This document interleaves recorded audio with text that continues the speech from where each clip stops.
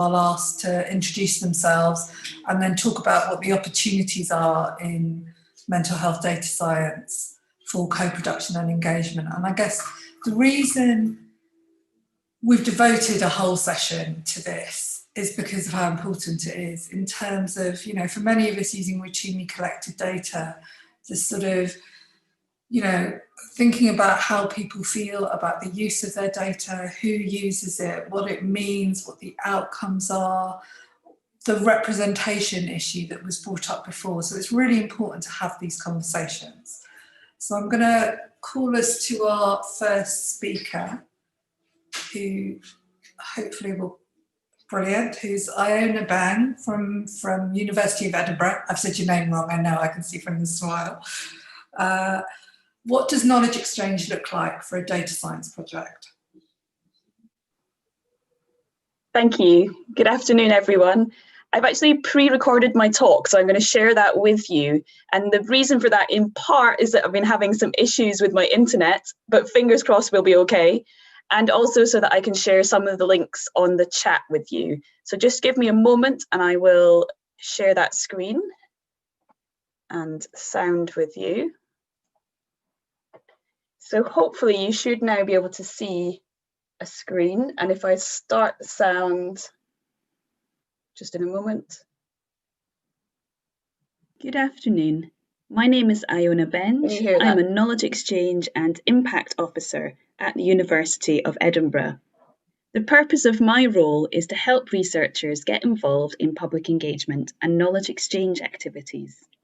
In essence, I do a lot of the background organisational work, which saves the researchers time and helps them engage with a wide variety of audiences. In the next few minutes, I'm going to give you a very brief overview of the type of work I do.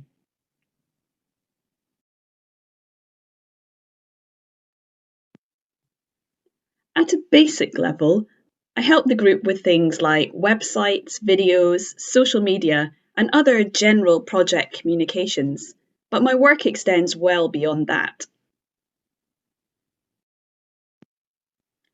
Where possible, I try to add value or impact to my researchers' existing activities. For example, the discussion that took place at last autumn's MQ event was written up as an official report to the MRC, complete with a DOI. Similarly, in 2018, my researchers decided to feed back their results to members of the cohorts who had kindly donated their data. So I encouraged them to include some multiple choice questions. Each speaker chose 2 or 3 questions related to their future research plans, and participants responded using a clicker. So, for example, we asked, would you be willing for researchers to use information from your health record in research? A massive 76% of our participants answered yes, without reservation.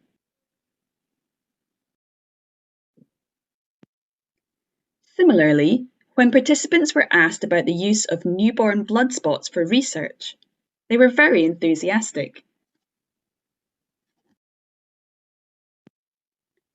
But some questions got a more mixed response, for example, changing an aspect of their lifestyle or taking a new drug.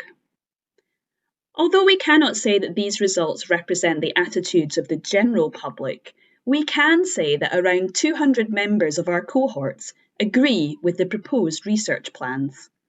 That has made this data very useful for things like grant applications, ethics, and PBPP panels.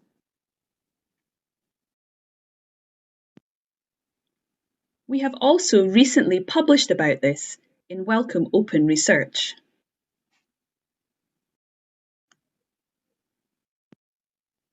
I also get my researchers involved in lots of other things. I'll whiz through a few examples of these now. My first example is science festivals. On this slide, you can see 3 activities that I created for family science festival audiences. We have delivered these several times in person, and I'm now adapting them for online delivery. When I'm thinking about science festivals, I ask the researchers what messages they want me to communicate, and try to come up with fun ways to achieve that. Similarly, on this slide, you can see 3 community groups that we have worked with to create a song, poetry, and even a brand new Ceilidh dance inspired by our data science work.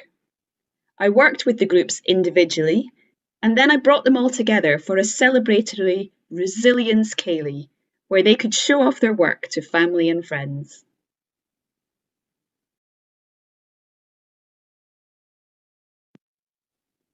Sometimes I commission artists to create new pieces. Art has a way of inspiring questions, both about the piece itself and the research work that inspired it.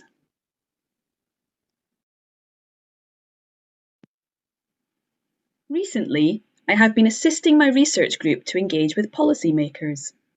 When the MRC arranged an event at the Scottish Parliament, I helped my researchers prepare. As a direct result of that event, we received 2 official visits, as you can see on this slide. As well as practical preparations, a key aspect of my role during these visits was to ensure that everyone was clear on our policy asks.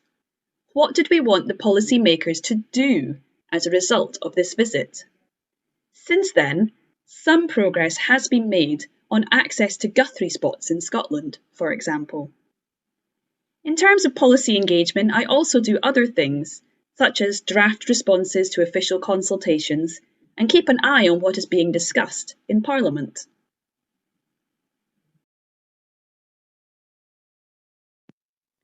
Finally, I'd like to highlight one of our current projects, where we are working with both data researchers and people with lived experience of depression to create a set of digital stories. These will be used at future festivals, events, and in research talks, so maybe you'll see one of them at a future MQ meeting. And just in case you wondered, my role is funded in the same way that researchers are. It is written into research grants. I was previously funded by an MRC Pathfinder grant, and building on the success of that award, we subsequently achieved European Commission Horizon 2020 funding to continue and expand on the work we had started.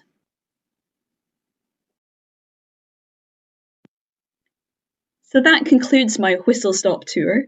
I hope you found some of that useful, and I'd be happy to answer some questions.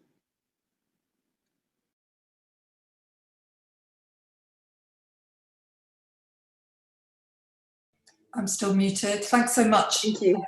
for that. I'm very smart to pre-record with internet issues. I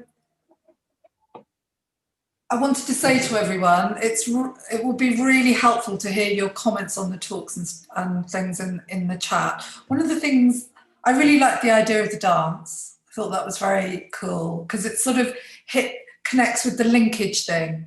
I know there have been science festivals that we've thought about where we sort of try to bring in the linkage. Have you got any sort of tips and experiences on working with groups that are quite hard to reach and engaging them with this sort of work? I think my key tip would be who is already in contact with them. If they are hard to reach, there is probably a community centre or a youth worker or someone else that is actually already in contact with them. Even at the moment, food banks, that kind of thing. And if you can find that person who's already in contact with them and you make contact with them, then you can use that chain. So each of those groups, those people were already in touch with an organisation. So in the Women's Institute or a poetry group or something else. And most members of communities are a member of something. It might not be anything to do with science, and that's fine, but they tend to have links with a school or something in their area, and that's a good route in. And that's the people that they trust as well. They won't trust a new stranger coming in. They'll be suspicious of you, but they will have people already in that community that they trust. And if you link with them, by default, they will come to trust you. I'm thinking about the study you presented right at the beginning, which was sort of asking people about the use of their data. Yeah. Was there anything that came from that study that surprised you? Because I think that's what I always love about engagement is the stuff where you're like, oh, okay. So one thing that surprised some of the researchers there was one group asking about brain donation.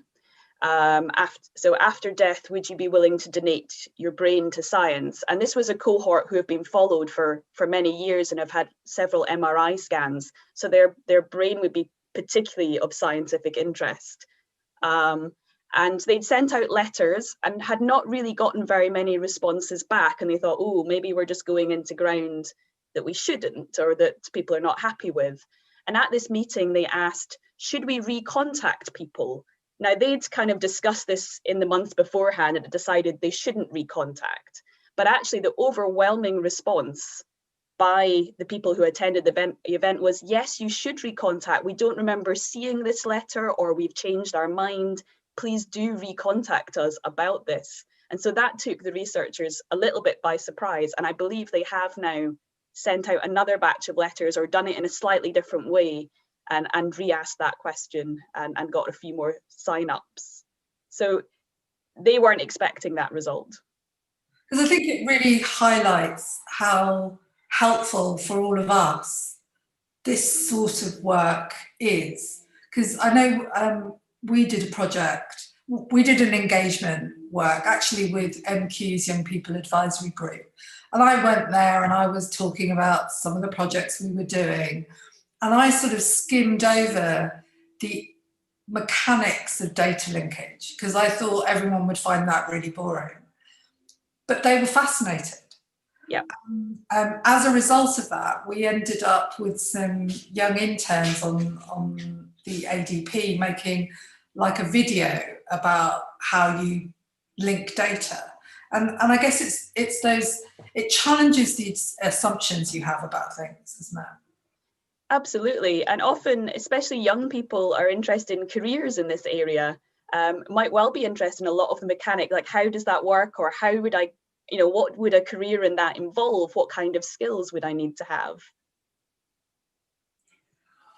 I'm going to ask one of the questions that's come through from Matthew Iverson, which is basically, given that many of the messages that researchers get are about risk, do you think there should be more of a national collaboration on engagement, as in the same way as there is on research collaborations? That's a really good observation, actually. And how do we achieve that?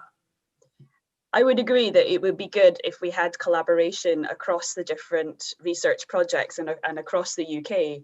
I think that would be excellent. I think one way of doing that is to put more people like me into post. I believe within the Pathfinder projects, at least, I was the only knowledge exchange public engagement person directly employed on those research grants. Because as soon as the researchers are interested and excited, but are limited in time, obviously, to do this. So I think, I have networks across the UK, but they're in all different subjects. They're not necessarily in this. If I could reach out to an equivalent person in each different data science area, in each different university, who was working with mental health data science researchers, that would be fantastic. And together, I think we could achieve so much more than I could on my own. I think you're going to be inundated now, Ian. You may regret saying that. Thank you so much for that. I'm hoping you'll join us for the panel at the end. Yes, I will, yes. In about half an hour. The next speaker is Rudolf Cardinal from Cambridge. Hi. He's going to talk to us about public opinion on sharing data for clinical and research purposes. Thank you very much, Anne. I'm going to, can I share the screen here? Yes, there we go. Wonderful.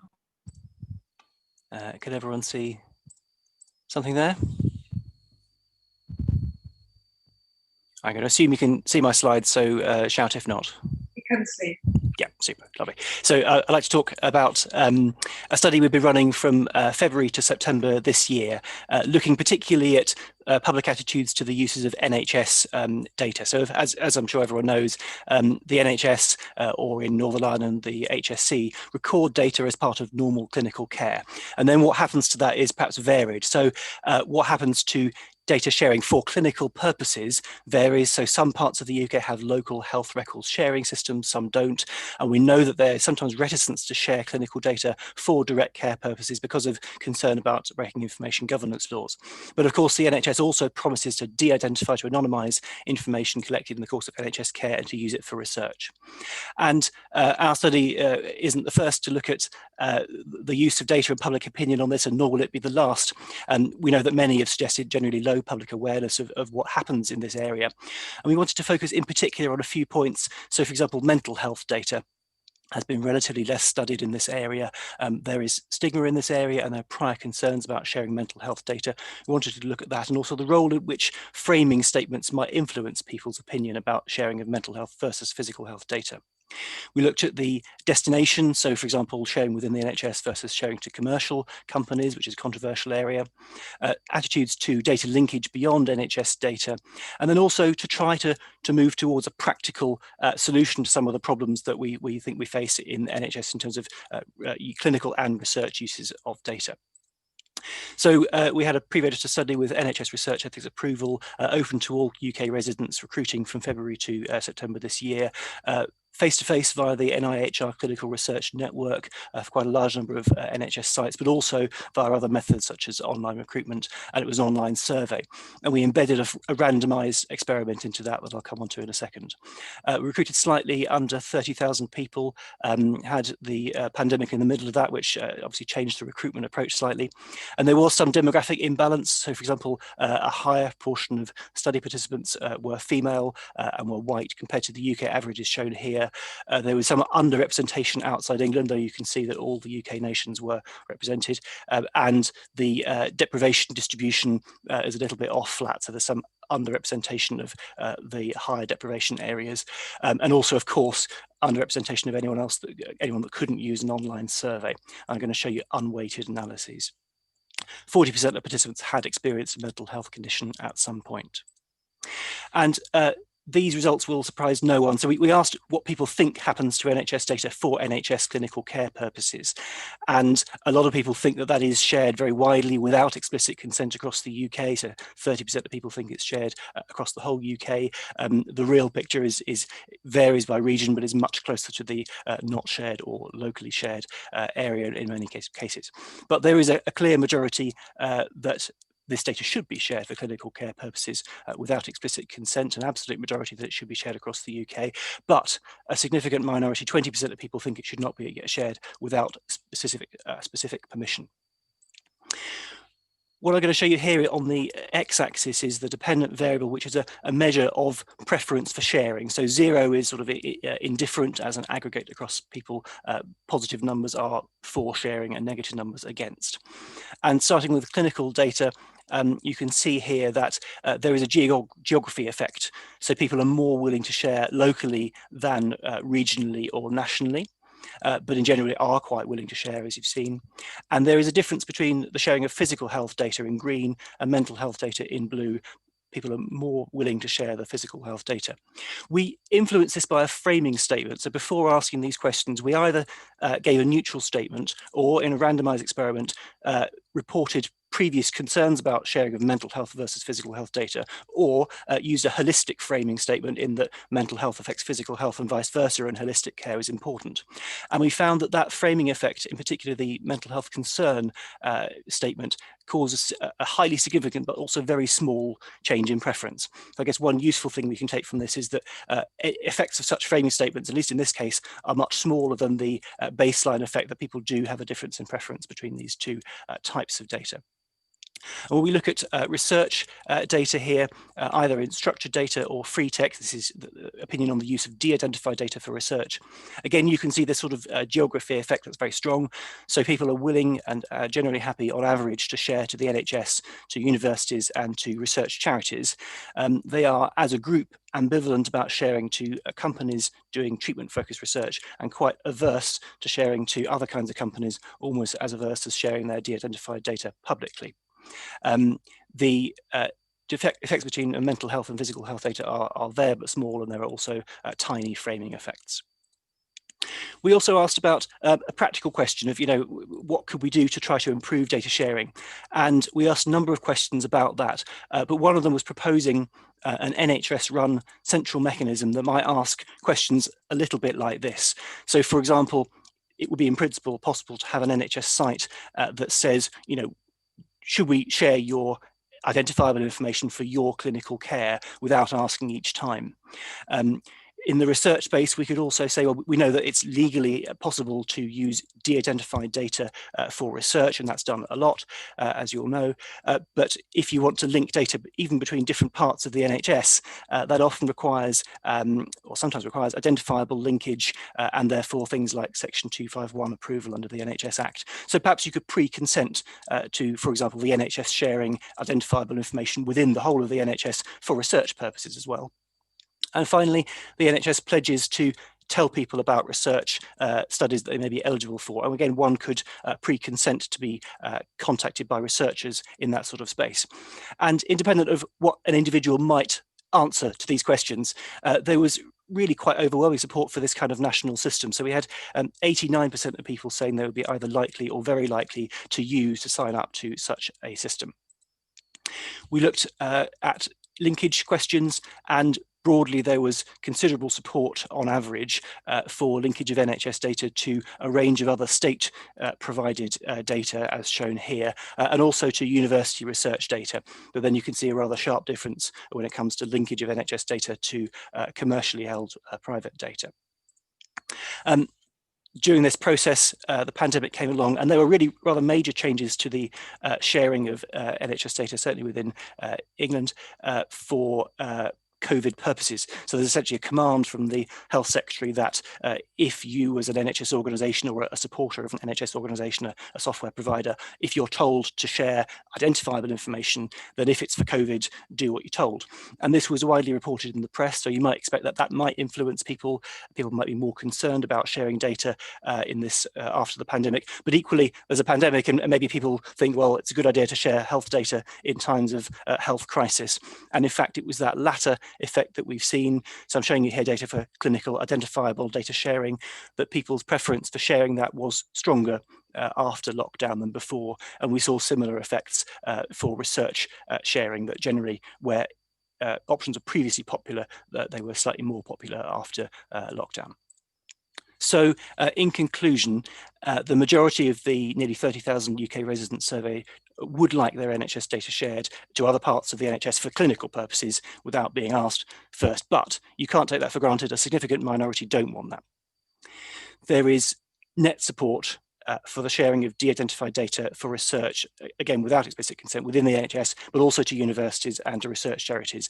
But then that sharp drop-off in preference for commercial sharing, ambivalence as a group, so equal opposition and support for companies researching treatments, and net opposition for other kinds of companies. And people surveyed would like a single national NHS-run system to control the use of their NHS data, both for clinical and research purposes, and being contacted about research.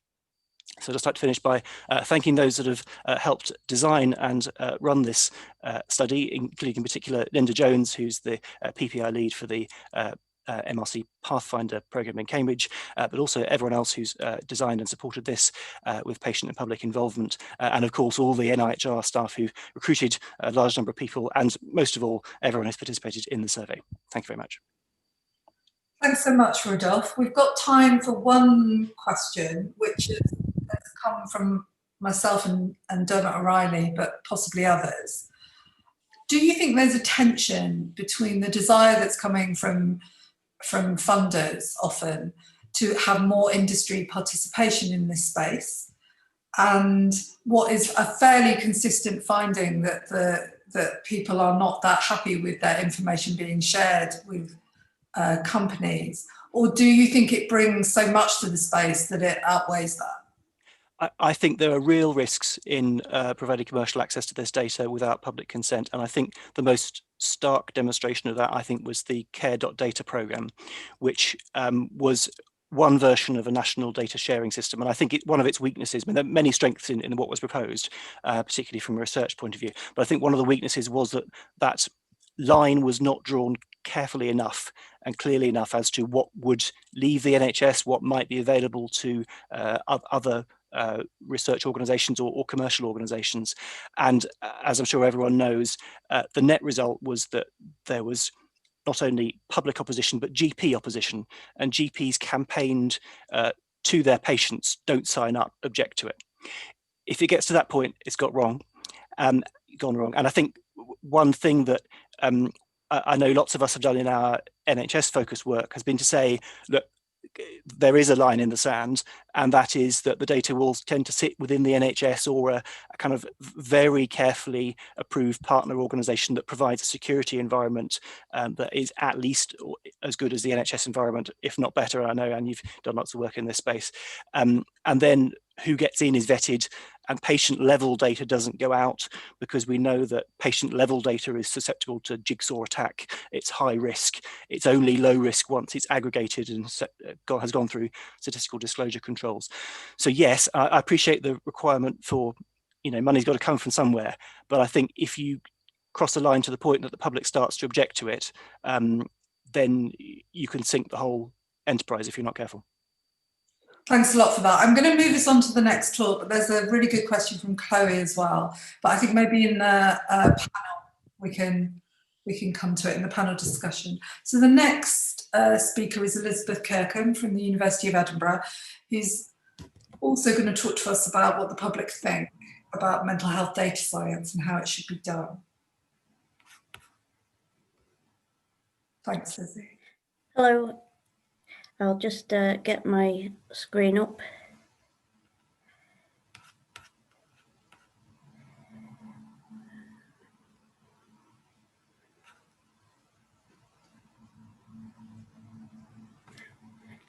Okay, I'm going to assume that it's working. So, hello, I'm Elizabeth Kirkham. I'm also known as Lizzie Kirkham, and I'm going to talk about some of the work that we did in our Pathfinder grant in Edinburgh over the past couple of years. So first of all, I'm going to talk about our survey that we carried out into topics a bit like what Rudolph was talking about, but I think the questions that we got and the data that we collected were on slightly different issues, and so they're both useful. And then I'm going to talk in the second half about our UK mental health data science best practice checklist, which we produced with a group of people with personal experience of mental illness. So the first, to go through the methodology of the survey, I must admit I was a little bit intimidated having seen Rudolph's sample size just before me, but I think we did work hard for our 2,000 people, and I think we've got some useful information there. So we made it as representative as we could in terms of recruiting from the 4 nations and the different ethnicities, different levels of education, age, and so on.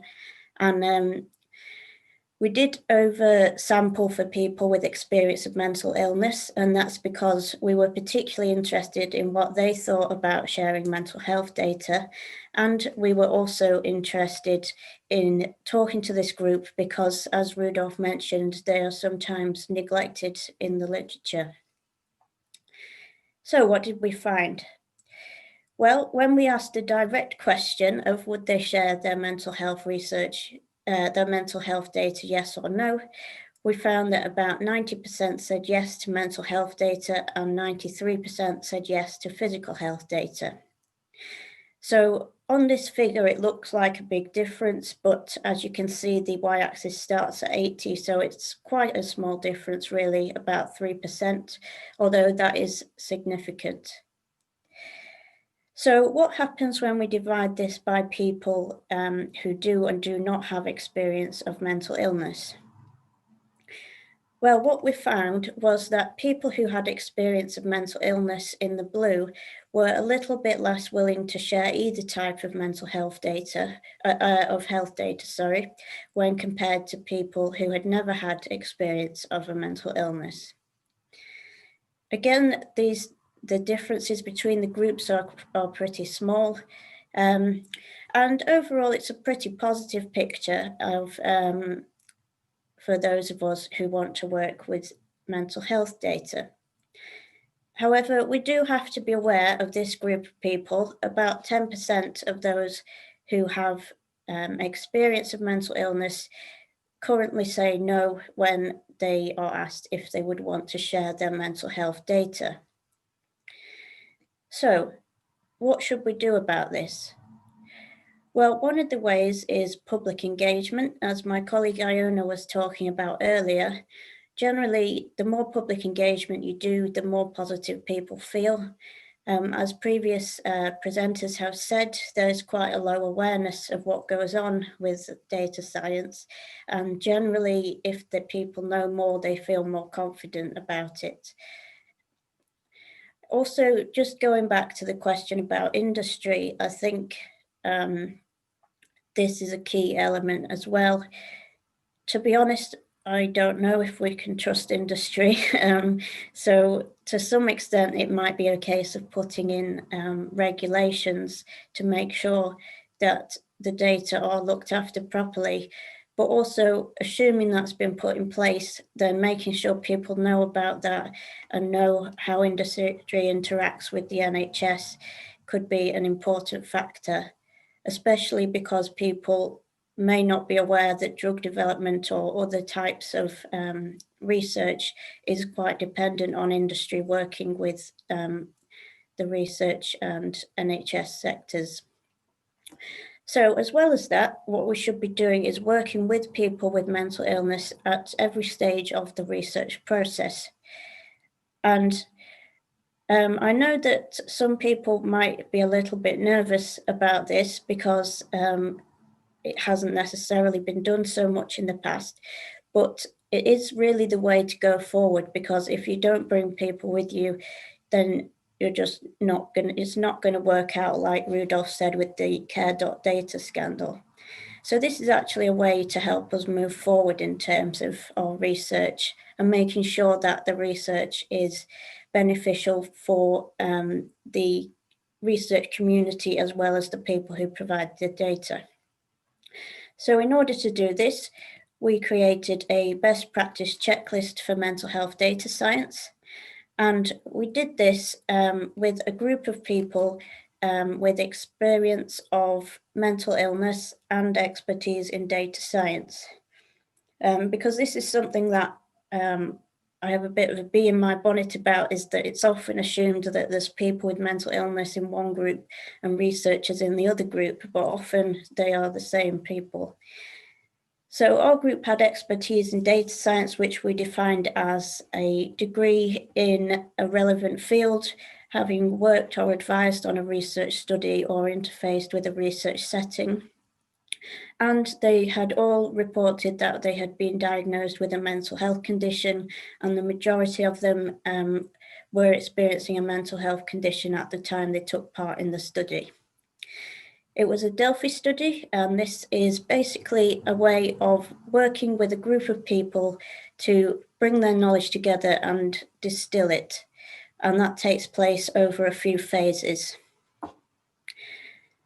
So what we came up with was a best practice checklist, which was made up of 14 items divided into today and in the future. The today sections are things to do with what someone like me could do if I was setting up a study now. I could use the checklist for guidance on how to implement the wishes of people with experience of mental illness in my processes. and in the future is more about the research community more generally and how we can make use of developing technologies as they come in. And this would also be useful as guidance for a mental health platform if that were to be created. So this is what the checklist looks like. I know you won't be able to see it here. I just wanted to show you the design with the today section in blue and the future in orange.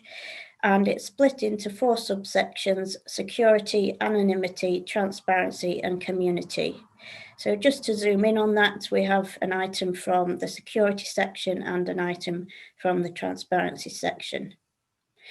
And this checklist is open access. We're keen for everyone to use it and use it to help drive forward their research. You can find it on the Open Science Framework there, and also you can find it on our website. And there's also a little bit of information about how we put it together. So I'm currently just in the process of getting papers out for these 2 projects. The survey one has been submitted and the Delphi one is almost ready to submit. So I just want to thank my collaborators, and especially Sue Fletcher-Watson and Andrew McIntosh, and I'm happy to answer questions. Thanks so much, Lizzie. Because of time, I'm going to go straight onto the panel, but there'll be opportunities to ask you questions in the panel. So I was just going to ask if all the panelists could switch their cameras on so we can look you in the eye. I'm going to ask the 4 new panelists, in addition to the speakers, sort of to introduce themselves and what they do for a couple of minutes. And maybe say something about what are the real opportunities for co-production and engagement in mental health data science. So if we start with Mark Brown. Good afternoon, everyone. I am speaking to you from my prefab in South London as an absolute layperson. I'm not a data scientist. I am not even a scientist or researcher. I do mental health stuff, and I've been live tweeting all of your exciting talks this afternoon.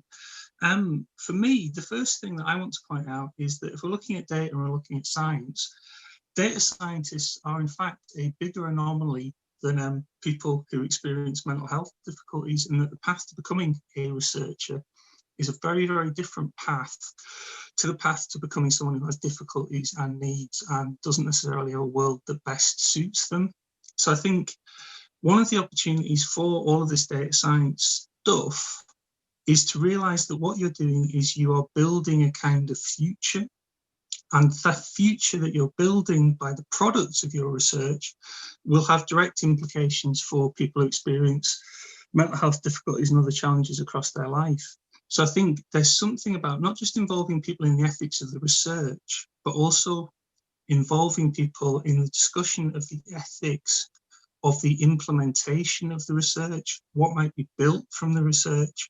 And I think getting to a point where you have a better idea of what people really want to know and what people are comfortable with knowing, rather than taking the decision away from wider society about what the implications and the products that might be built from research might be. So I think having a greater and wider discussion about the future that we all are collectively building is a very, very big part of that. And it's a very different job, much closer to a public understanding of science job than it is the discussion of, individual issues around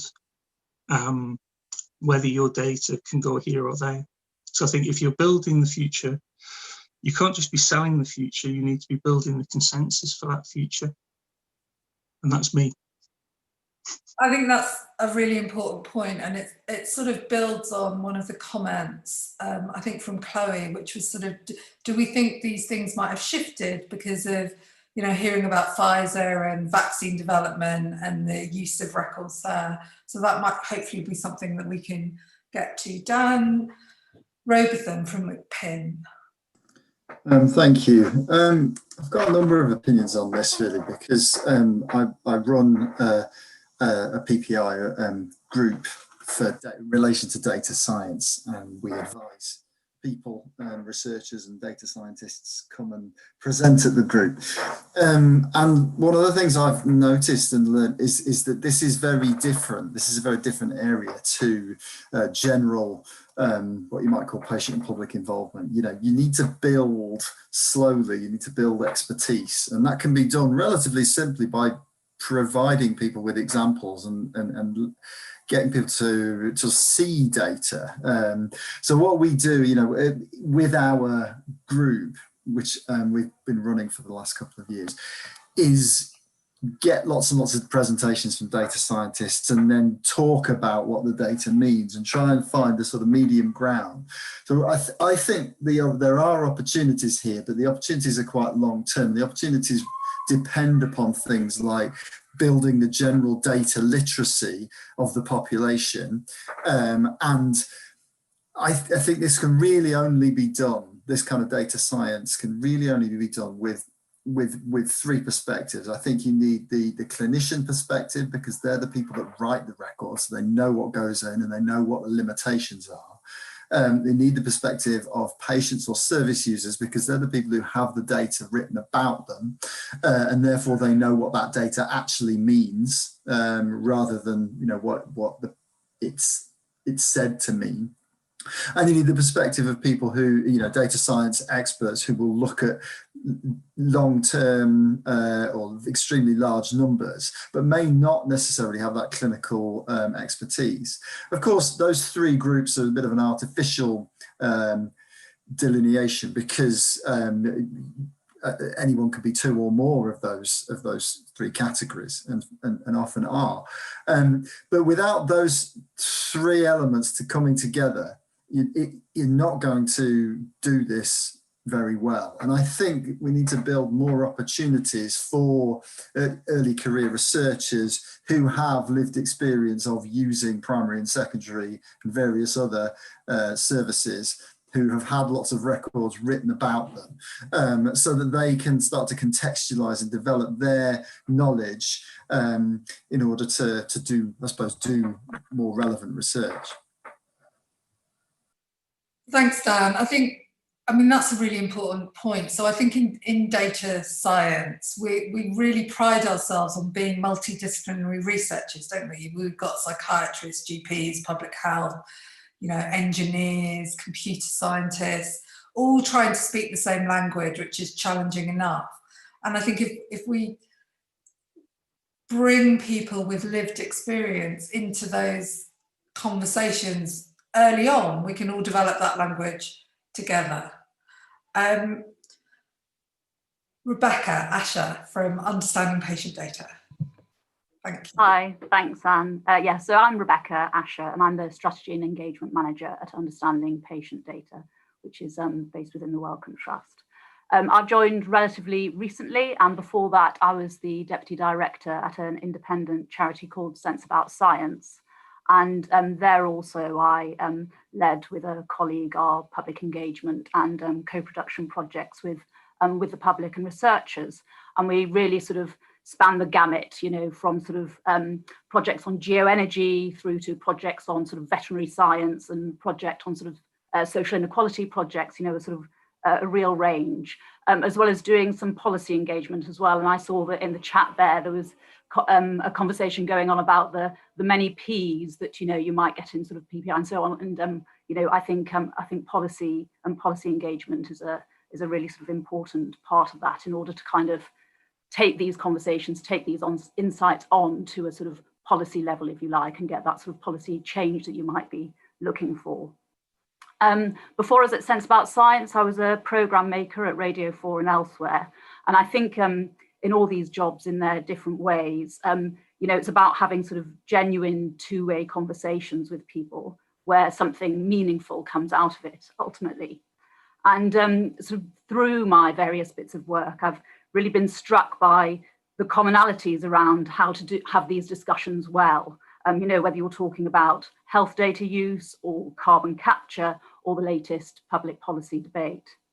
As I mentioned, I joined UPD a few weeks ago. I arrived in September, And certainly amongst our work, we're going to be looking at mental health data as one of our areas of focus. And so in this session, I'm really keen to hear ideas and also to feed in insights from our broader work on public engagement. And that actually has included some research that we've done on third-party access to patient data, NHS patient data, which might be of interest given the conversation that was happening earlier. In terms of opportunities in this field, I think that there are 3 or 4 key trends that have come together at the moment to create an conducive environment for pushing forward engagement in this area. The first, I think, is that the pandemic has obviously increased people's awareness of the uses of health data for good and ill, the benefits and the risks. And it's sort of certainly opened up an opportunity there to make the most of this and to dig down into people's thinking. The second is that it comes at a time when awareness and discussion around mental health issues have already sort of shot up the agenda.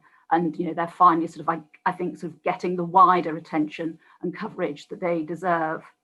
The third is, I think, that researchers have in recent years begun to appreciate, perhaps as never before, the importance of genuine public engagement as part of their work, that it's a core part of their work rather than a nice to have.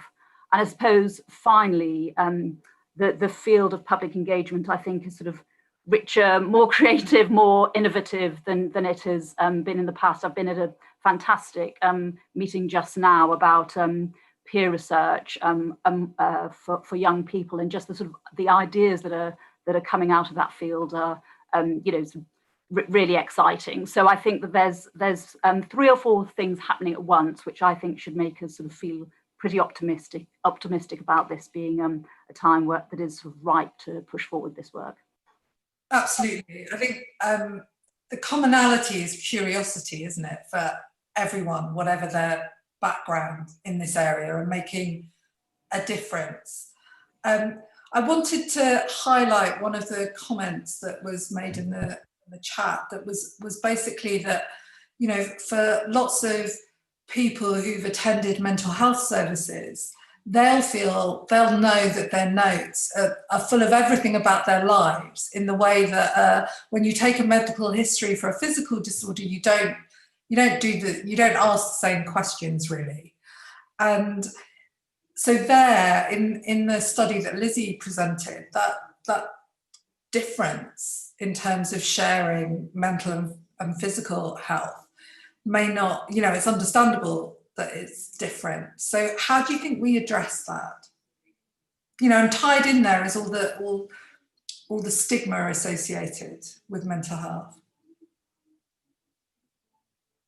I'm going to come to Iona first. So can you just clarify the question? So it was about how can we help people know how their data is used? Is that the... Yes, and I guess it's also about, there's a difference between sharing patient notes and sharing health records, and how do we get that across? So I think it depends who you're talking to about exactly how you would want to get that across. But I think it's about communicating risk as much as anything. So I think one of my colleagues earlier mentioned about the benefits that it could bring, but also the risks. And I think it's the risks that people are often worried about. So for me, it's about listening to people and getting to an understanding of what is it that they're concerned about. So what is causing this difference? And is that a genuine and is that a valid concern? Or is it a misunderstanding? And if it's a misunderstanding, then that's something perhaps we can do activities to help people to get a better understanding, because we don't tend to share the whole health record, for example.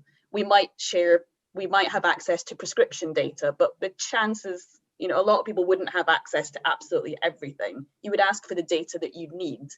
And I think it's things like that, getting across the message. And sometimes this will be I do it through hands-on activities. It could be through talks. It really depends on the audience that you're speaking to. But it's getting to the bottom of what is their concern, and then helping them to address that. Thanks, Ian. And Mark, you talked about 23andMe, which I've not heard of. Could you say a little more about that? Yeah, 23andMe is the consumer genetics company, and so it's consumer genotyping, and they do have a research arm. In fact, in depression genetics, we use quite a lot of their data. But if you take part in 23andMe research, it's sort of like UK Biobank. You log in, it gives you lots of questions to answer online, but it will also tell you what studies your data has been used in. So it'll give you a list of like 10 publications that say, your data contributed to this. So I'm just wondering, is there a way we could give people more insight into, your data was used to make this specific discovery, to give a little bit more sense of ownership? Or, I could even imagine something like you could log into a portal and it would say, your data is currently being analyzed in Cardiff and Edinburgh and King's and Cambridge, and these are the exact studies and discoveries that are being made. That seems like really good practice, doesn't it? And I think all the, I know in various data banks, I think there are very inaccessible lists up there, and maybe there's an investment to be made in making that more interactive. I'm going to bring in Dermot and then Rudolph. Thanks, Anne. So to introduce myself, I'm a director of the Administrative Data Research Centre for Northern Ireland, one of 4 centres in the UK. And most of my day-to-day job is trying to get access to data for health or related to health. And it's over about the last 5-10 years, I'm aware that there are large differences across the UK and within the UK between various departments. Within health, for example, if we just look at the investment or the return on the investment that Scotland and Wales have made in engaging with their population and how they have managed to bring their health data on board to contribute very purposefully to health policy in both of those countries, whereas in other parts of the UK, we are way behind that curve. Then secondly, if we look at the other data sets that we might want to bring into play to understand health, mental health, and the outputs of or consequences of poor mental health, education, social security benefits, and so on, there's huge variations about the willingness or otherwise of those various government departments to interact as well.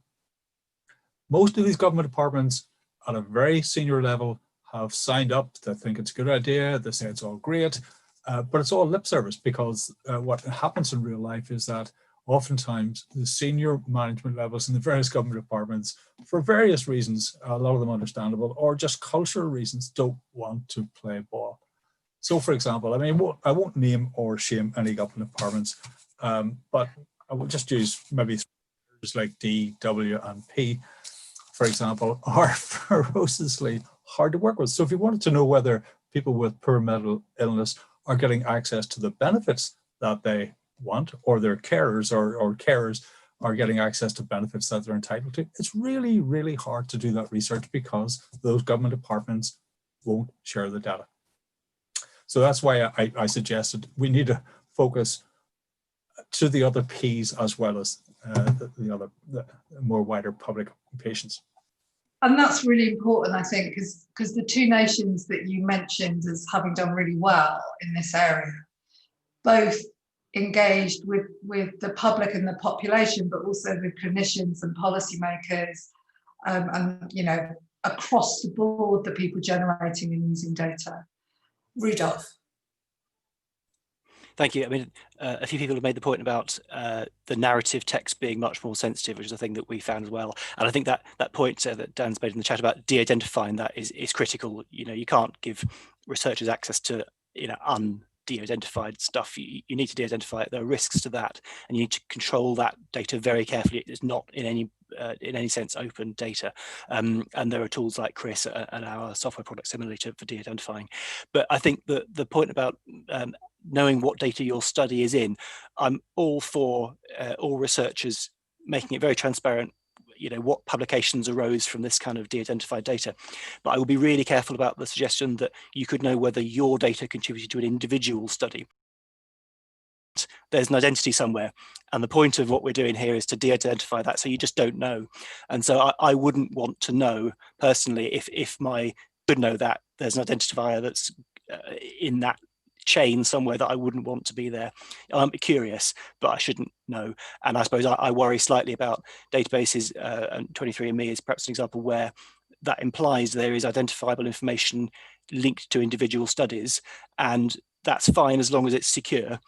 But when you think about the risks, that is an inherent risk in that data set, I would imagine. That's a really important point. Did you want to add to that, Darren? Not really. I think this is about public perception. A lot of this is about public perception, as we know from the care.data example. You know, if you're careful about it and you talk about how the process of de-identification works, which is a slight technicality, but it's a really important one, then you can bring a lot more people on side. Because I mean, you mentioned earlier around the sort of mental health records being different to, you know, other types of records. They contain a lot more information in them. It's a lot more sensitive, a lot more narrative information. So if you're de-identifying and you're using some clever algorithms to do that, which I know they do down in SLAM, South London and Maudsley, for example, then you can then explain that process of de-identification to people, to the public. I think that really is the key here. Absolutely. Lizzie? I just wanted to add the notion that to some extent people are right to be worried about their mental health data, because, for example, one of my participants talked about having trouble getting a mortgage because of disclosing his mental health. And I think sort of the interim way is to be very careful about de-identification and that sort of thing.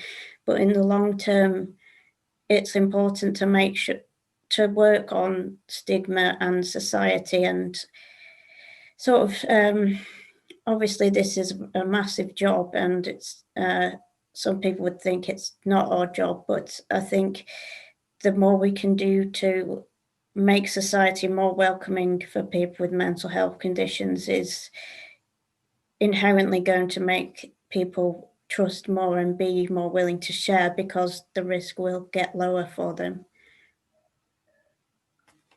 I would really agree there. I think stigma is a huge issue, and you know, sometimes when you hear back from various committees that you're putting your applications to, the response to studies about physical health conditions and the response to studies about mental health conditions are very different in my experience. Anyone want to add to that? Mark? Just to mute myself. Yeah, I think like one of the responsibilities, which is a really uncomfortable one for scientists, is to recognise that data science is political, and you need to reassure a public that the ends that your data products are going to be put to are not going to be aggressive, they're not going to be racist, they're not going to be sexist, they're not going to ingrain further inequalities. And I think in terms of the translation and the talking about these things, it can be really, really seductive to conflate two very different concerns the public has. The first one being, what do you want to know about me? And the second one being, what do you want to do to people like me? And I think that's part of the challenge you have with all of this stuff.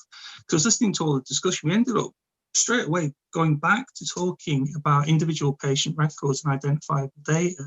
Really, you know, the filling of this pie is the potential and the dangers of the linkage between different sources of data to produce novel outcomes and novel findings that then feed into policy, which may not feed into policy in the way in which people to whom that data originally belonged would desire.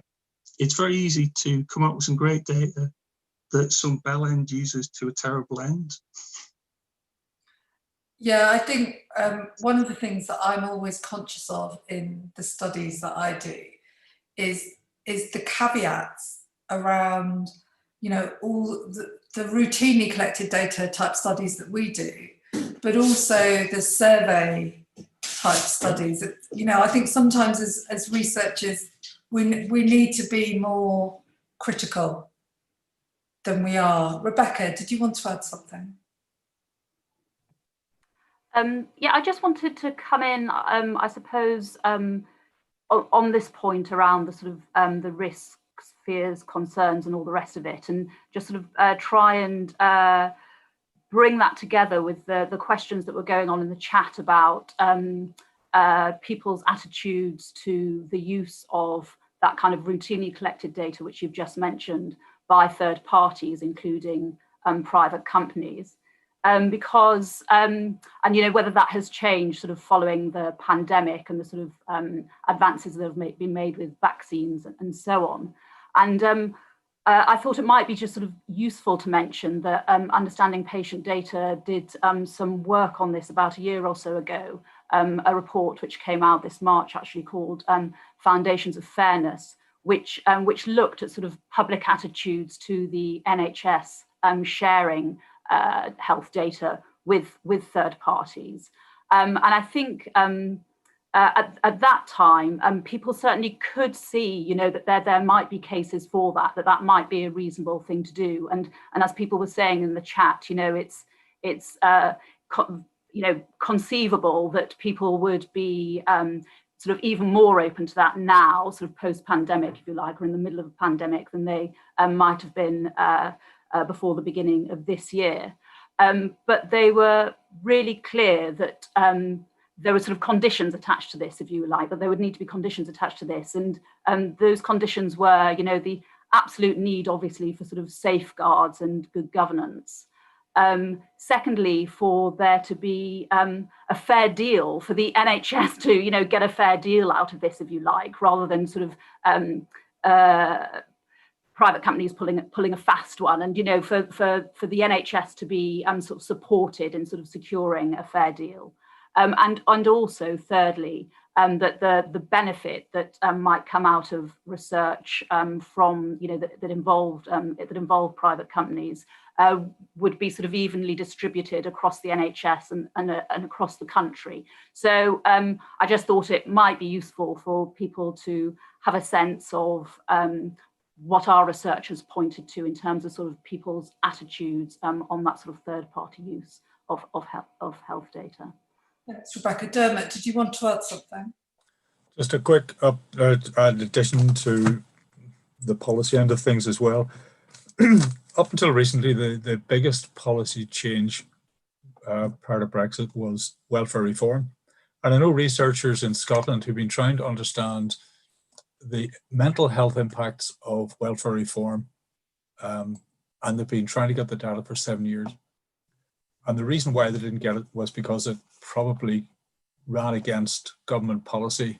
They were trying to introduce and develop a policy, and researchers knocking on the door doing research which might be showing the counter impacts of that policy. We are now going to move into this economic tsunami following COVID. And we would like to know who's been furloughed and who has been impacted financially, economically by the current system. I just wonder how easy it'll be to get the data to help us understand the impacts on families and on children in those families. Absolutely. I think, you know, if you think about what's happened this year, an awful lot of the sorts of work that my dog's coming to say hello, an awful lot of the work that we do has had a direct impact into assessing the effect of COVID. You know, there's lots of studies looking at what's happened in the NHS. And I guess when we're beginning to look at the sort of unintended consequences in the long term, in terms of the economy, that's where some of these tensions of using data for the greater good, it's not just about convincing the public, it's about convincing some of the data owners, politicians and policymakers. Okay, we've got 1 more minute. I'm going to run through all of you for your last word. I'm going to start with Rudolph. Thanks. I would just like to follow up on a point of Mark's, that there are 2 perhaps big gaps between data-focused research and doing something that people should think about. One is, most of what we do is measuring correlations, measuring association. It's not causal proof, and the media doesn't always understand that. Lots of people don't understand that. That's a big problem. And then the point that you made, Mark, that just because a study shows a relationship, should you do anything, doesn't mean you should. And a great example, I think recently there was a study all around universities now on male versus female mentors in science. It's been hugely controversial because it purported to show that women did worse if mentored by women than men. Firstly, does it prove a causality? Absolutely not. Secondly, should you do anything in response to it? Absolutely not. You should use ethical principles and decide what's actually good for human values, and not sort of blindly follow these kind of correlative inferences, I think. Thank you. I'm going to limit you all to 1 sentence, otherwise we'll be horrifically over time. Dan. Okay, so content is king, basically. So when you're engaging, data scientists are engaging people, show them good data, show them interesting data, and people will learn by proxy. Rebecca. Thank you, Dan. Thanks. I was struck at the beginning by a point that Mark said about the need for greater and wider conversations, and I think that that is so true. It's of course it's about showing people the data, but it's also about hearing from them about it and having conversations about it, and that being a two-way thing.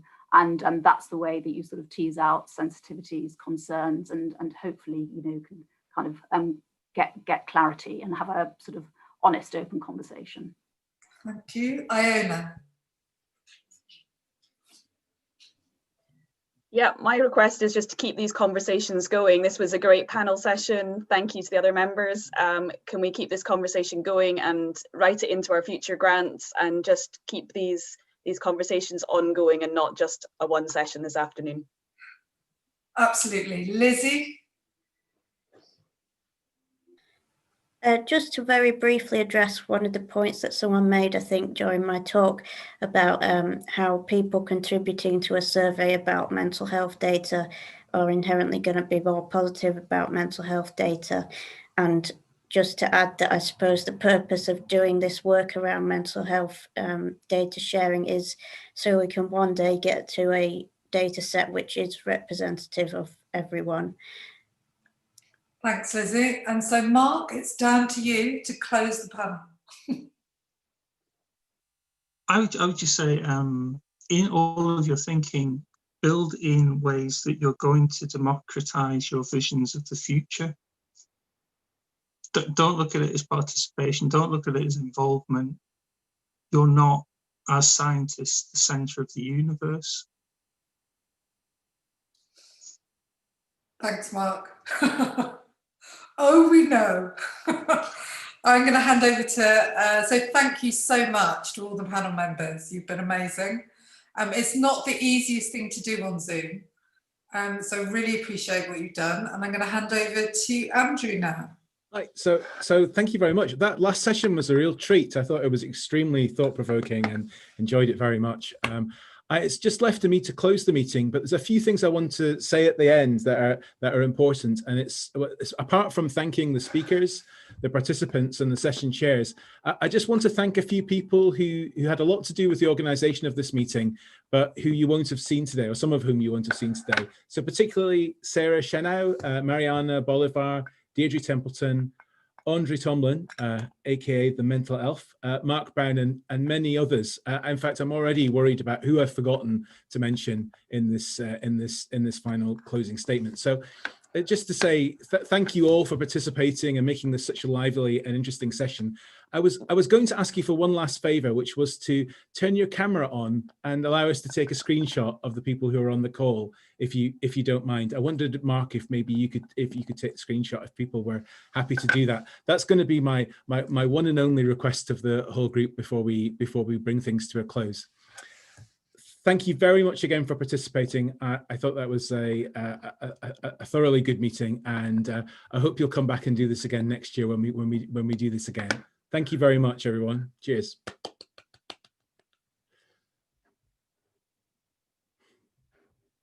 Bye. Bye.